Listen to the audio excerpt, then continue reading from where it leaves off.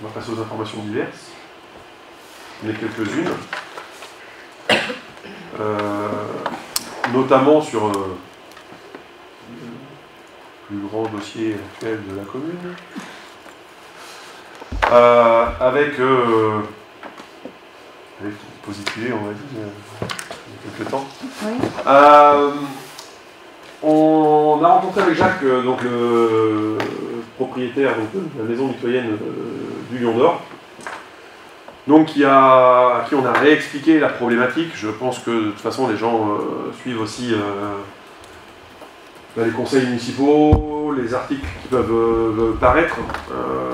Donc il accepte de revoir leur position et de réétudier. Enfin, il accepte de vendre que la maison mitoyenne. En gros, il a bien compris la problématique. On lui a bien expliqué qu'il faut qu'on sorte de ce dossier les uns comme les autres par le haut. Oui. Et puis qu'on passe à autre chose aussi, nous, parce que je lui ai expliqué que c'était un peu chronophage d'être sur ce dossier. Donc s'il y a une certitude, c'est bien que le bâtiment, de toute façon, va être démoli. Après, c'est pouvoir le démolir dans les meilleures dispositions. Aujourd'hui, donc, il y a un surcoût de mise en sécurité de son bâtiment s'il ne nous le vend pas. Donc aujourd'hui, le principe c'était que comme il souhaitait vendre l'ensemble, c'était plus cher que le surcoût. Donc aujourd'hui, de racheter que la petite maison, on va rentrer dans une phase de négociation. Moi, je l'ai averti, donc pas plus tard qu'aujourd'hui, parce que j'ai eu le service du domaine aujourd'hui, comme quoi ils acceptaient notre demande. C'est-à-dire qu'en fait, j'ai saisi, moi, les services du domaine pour faire une estimation du bien. C'est-à-dire que eux, ils ont une volonté de prix de vente, ce qui est légitime et ce qui s'entend tout à fait. Moi, j'ai regardé les différentes propositions de délibération qui ont été faites antérieurement sur ce dossier, parce que lors de l'achat du Lion d'Or, il y avait déjà eu une phase de négociation dont les conseillers qui étaient sur la mandature précédente se souviennent certainement. En soi, voilà, il faut qu'on trouve une solution pour en sortir. Moi, ce que j'ai expliqué, c'est qu'on le principe, on n'a pas le principe à la commune du quoi qu'il en coûte. On peut pas. Voilà, donc comme je l'ai dit, hein, moi, on ne travaille pas et on ne prend pas les mêmes décisions et on ne prend pas le même temps de décision quand on travaille avec l'argent public qu'avec le sien. Si ça avait été le mien, s'il n'y avait plus, il y a longtemps qu'il serait certainement par terre et au moins déjà par terre, parce qu'en fait le seul aujourd'hui qui a la responsabilité des dégradations, c'est moi. C'est-à-dire que si demain le bâtiment il tombe et que malheureusement quelqu'un passe ou autre, ça ne sera pas lui, ça ne sera pas l'habitant, ça ne sera pas un habitant de carreau ou autre, c'est moi qui en prends la responsabilité. Donc moi aussi je veux que ça aboutisse. Donc en soi, j'ai déjà aussi sollicité pour avis la préfecture pour un arrêté de péril sur le bâtiment, puisque comme l'ensemble du bâtiment est mitoyen, là aujourd'hui, le péril sur un bâtiment public ne peut pas être, alors c'est là, c'est pas nous qui faisons les lois, un bâtiment public ne peut pas être insalubre. Donc je ne peux pas prendre un arrêté de péril sur un bâtiment public, puisque les collectivités, et ça s'entend aussi, les collectivités se doivent d'entretenir leur bâtiment. Ou, s'ils achètent une ruine, d'en faire quelque chose. Donc nous aujourd'hui, comme l'appel d'offres a été lancé pour la démolition, nous on a bien décidé de le démolir, sauf que quand on a fait la visite avec l'architecte pour l'appel d'offres, on a vu des augmentations, enfin le bâtiment bouge encore en fait. Que les tampons qui avaient été faits ou autres se sont légèrement écartés.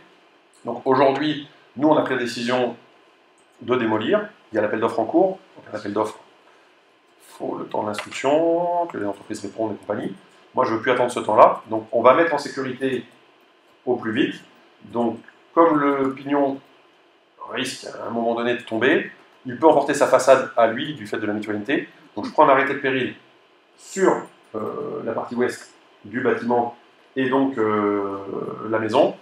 J'ai décidé aussi, et donc j'ai sollicité l'avis du département qui est d'accord, mais il faut le retour, de prendre un arrêté pour fermer la rue Maréchal Ferrand.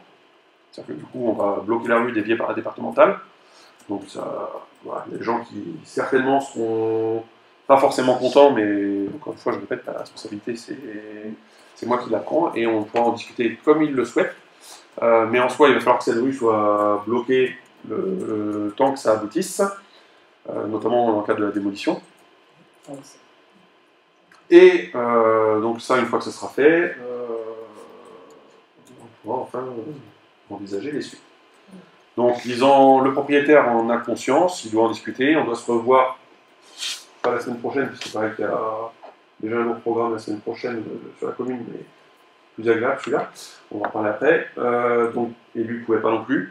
Donc certainement, début de semaine suivante, donc la semaine du 22 mai, on doit se re-rencontrer, voilà. Au moins pour faire l'estimation par le domaine. Moi, le principe, c'est ce que je lui ai expliqué aussi, c'est que moi, je ne pouvais pas venir vous voir juste avec une proposition, voilà, juste la leur.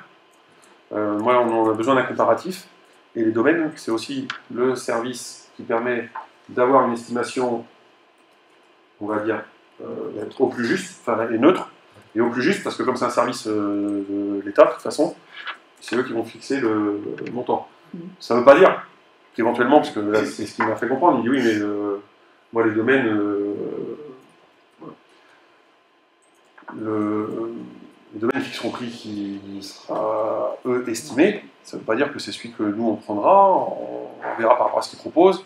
Moi, ce que je vous dis déjà, le principe, c'est qu'on trouve une issue par le haut pour tout le monde et qu'on puisse faire ce projet. Pourquoi? Parce qu'à terme de comparatif, vous le savez, vous le connaissez, aujourd'hui, on nous annonce surcoût de démolition, coût de démolition plus surcoût de 240 000 €. Puisqu'il faut le démolir, 240 000 € pour ne rien faire, ça reste cher. Même si on a des subventions pour démolir ou autre. Si on en fait, enfin si on en fait, on en fera certainement du coup, si on est d'accord, quelque chose. C'est-à-dire qu'on restera sur le projet qu'on a défini, des 5 logements plus la salle associative, parce que c'est aussi pour répondre à un besoin de tension immobilière.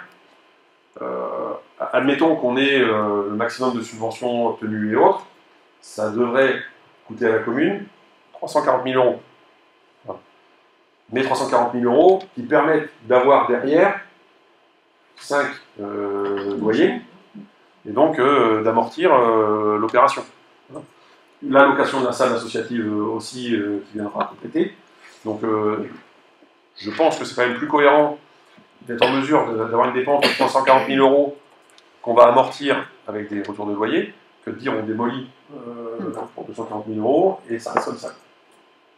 Chose à laquelle on est contraint vu l'état du bâtiment, de toute façon. Ok, donc voilà, c'était vraiment pour que vous ayez un point complet de où on en est, parce que je pense que c'est plus simple que de tout découvrir au dernier moment.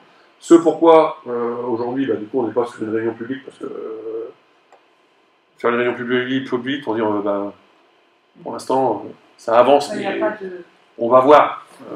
C'est pas ce que les gens attendent, je pense. Je pense qu'ils préfèrent pareil qu'on leur présente un projet. Donc voilà. Mais c'est pour ça que c'est en info diverse, parce que c'était pour vous informer que ça avance plutôt dans le bon sens, du coup, parce que je pense qu'on devrait rapidement arriver à une issue.